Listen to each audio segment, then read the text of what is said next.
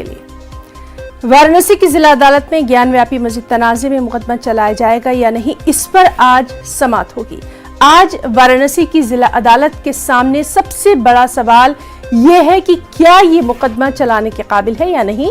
District जज AK Vishwesh की अदालत आज इस मामले की समाअत करेगी। अदालत मुस्लिम फरीक के मुतालबे पर पहले समाअत करके आज इस मामले में फैसला दे सकती है। इसके अलावा सर्वे रिपोर्ट, तस्वीर या वीडियो से मुताल्लिक हिंदू फरीक के मुतालबे पर भी जिला अदालत में बहस हो सकती है। अदालत ने दोनों फरीकीन को कमिश्नर की कार्रवाई पर एतराज़ात दाखिल करने के लिए 1 हफ्ते का वक्त दिया है।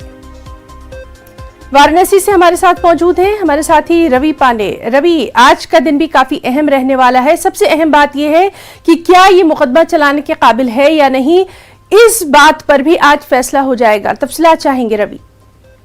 जी बिल्कुल, देखिए आज तक की निगाहें इसी बात पर है कि जिला जज आज इस केस को आगे बढ़ाने के लिए फैसला सुनाते हैं या फिर इसको 1991 एक्ट के अंतर्गत आने के बाद इसको खारिज कर दिया जाता है। पिछले 24 तारीख को जब ये सुनवाई हुई थी, उस दौरान हिंदू पक्ष और मुस्लिम पक्ष दोनों ने अपनी अपनी बातें कही थी। मुस्लिम पक्ष ने जहां कहा था कि 91 एक्ट के कारण ये जो केस है वो कहीं से भी प्रभावी नहीं है, क्योंकि उसके अंतर्गत आता है और यहाँ पर बहुत पहले से नमाज पढ़ा जाता है। तो वहीं हिंदू पक्ष ने ये दावा किया था कि नमाज भले ही पहले से पढ़ा जाता हो, लेकिन ये मंदिर है और मंदिर तोड़कर ही मस्जिद बनता है। यही कारण है कि जो 91 का वर्शिप एक्ट है वो इस केस में लागू नहीं होता है। दोनों की दलीलें सुनने के बाद जिला जज ने आज की तारीख दी थी और आज 2 बजे के बाद इस पर फैसला आ सकता है कि ये केस प्रभावी है या फिर खारिज होगा।